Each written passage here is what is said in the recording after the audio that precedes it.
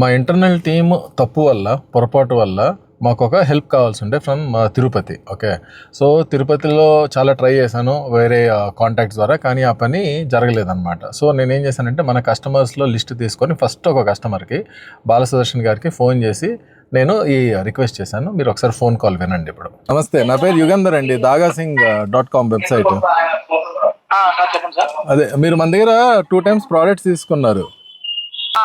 అవునండి. రైట్. అదే మీరు హ్యాపీయేనా ప్రోడక్ట్స్తో? హ్యాపీ అండి, బాగుంది. చిన్న హెల్ప్ కావాల్సి ఉండే తిరుపతిలో. సో చెప్పండి. దాంట్లో చూస్తే మీది ఒకటి దొరికింది కస్టమర్గా. So I thought I ask you అని కాల్ చేశాను సార్.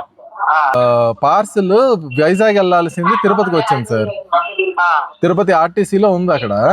ఓకే అండి. జస్ట్ ఏం లేదు, కలెక్ట్ చేసుకొని అది వైజాగ్కి బుకింగ్ చేయాలి సార్, అంతే. వెళ్తానండి, ఈవినింగ్ అంటే వెళ్తాను, ఆఫీస్ ఉన్నాను. అవునా, చేయగలుగుతారా? వెళ్తానండి. Okay, thank you. ఈ నెంబర్కి వాట్సాప్ పెడతారా? నేను మీకు అన్ని డీటెయిల్స్ పంపిస్తాను సార్.